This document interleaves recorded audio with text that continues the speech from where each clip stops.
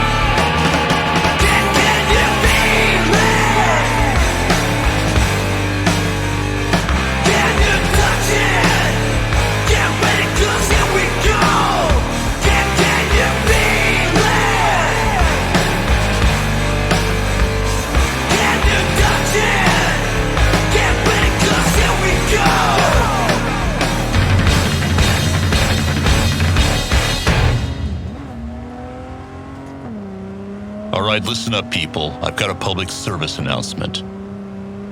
It's about the scourge of our age, that chrome nightmare that you know as cyberpsychosis. It seems we can't go a day without some boosted lunatic tearing through a crowd of bystanders. The story you've always heard is that it's a psychological condition, a kind of dissociative violence. But is there more to it? What if cyberpsychosis is intentional? I once heard a theory that I think merits some thought. An old friend of mine used to say that he thought the biggest manufacturers had got together a long time ago and agreed on a baseline failure rate for certain devices. Bad code intentionally inserted into the mind-machine interfaces to slowly drive people up the wall, a kind of human planned obsolescence. They figure, what's the best defense against a nut job with a 23-inch telescoping blade in his forearm? A 26-inch telescoping blade in yours. I can't say he's not onto something. Every time some psycho tears his way through a mall, sales of combat cyberware spike. Every time Net54 News runs a story on a massacre, some Arasaka exec buys himself a new yacht. Can that be all, though? It's no secret that incidents of violent cyberpsychosis have skyrocketed in recent decades, despite improvements in manufacturing and design. But there is something new in the latest generation cyberware. Get ready for this, kids. It's the black wall. If you aren't a runner yourself, or a code jockey, you might not know, but the black wall isn't some mystical barrier floating somewhere in the deep net. It's actually a complex hardware-software infrastructure designed to keep AI from accessing your gear, among other things. Maybe it doesn't work as well as NetWatch says. Maybe the madness of the deep net leaks over to our side from the black wall from time to time. Drives some poor chumbo right over the edge. And it's possible it doesn't really exist anyway. Maybe it's just something the media came up with. Look, I'm not saying there aren't attacks. I've seen a few myself. What I am saying is there's a million reasons why one human might want to butcher another. Hell, we've been doing it for millions of years, even without cyberware. But let me tell you, listeners, with cyberware, it's easier than ever. And on the other side, maybe the corporate and media types just came up with a word, so they wouldn't have to think too hard about it. And you wouldn't either. Of course, this is all speculation. If I knew what caused cyberpsychosis, believe me, I'd tell you.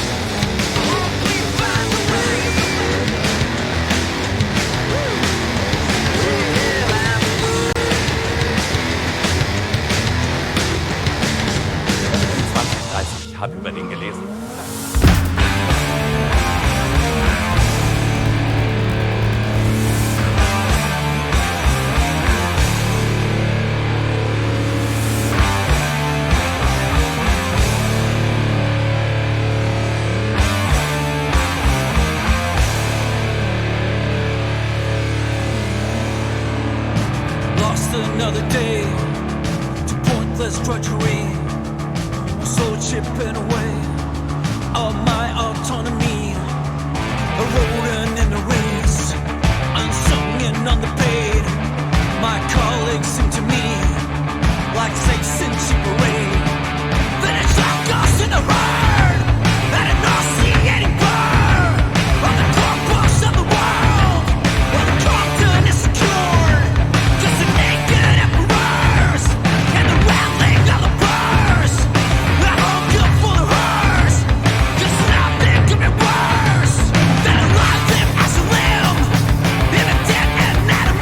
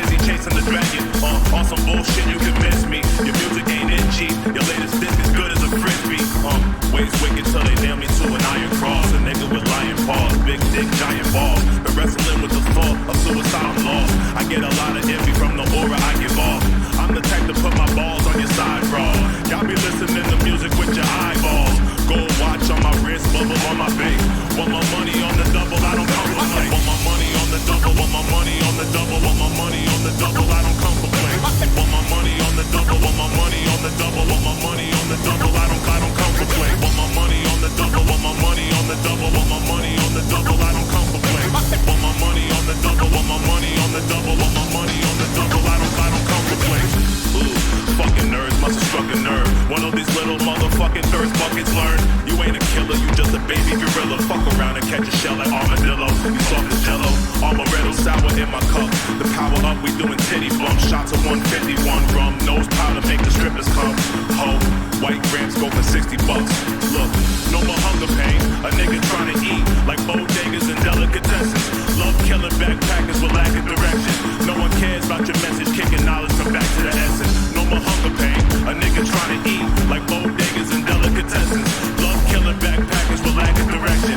No one cares about your message, kicking knowledge from back to the essence. Want my money on the double, want my money on the double, want my money on the double. I don't come for play. Want my money on the double, want my money on the double, want my money on the double. I don't come for play. Want my money on the double, want my money on the double, want my money on the double. I don't come for play. Want my money on the double, want my money on the double, want my money on the double. I don't come for play. No more hunger pain, a nigga trying to eat. No more hunger pain, a nigga trying to eat. No more hunger pain, a nigga trying to eat.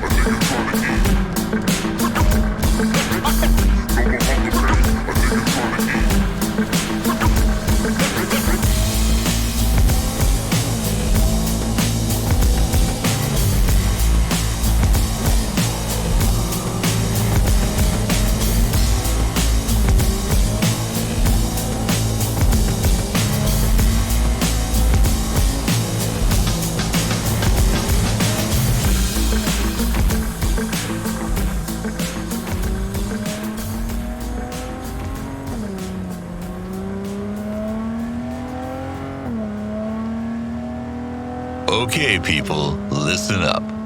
This one comes to me from a listener who raises a great question. And he suggests an answer.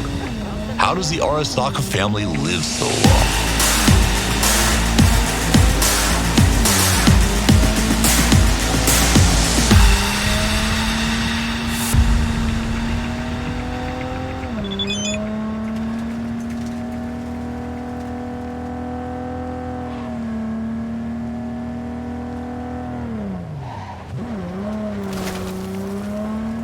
Have you seen the documentary recently about Hanako Arasaka?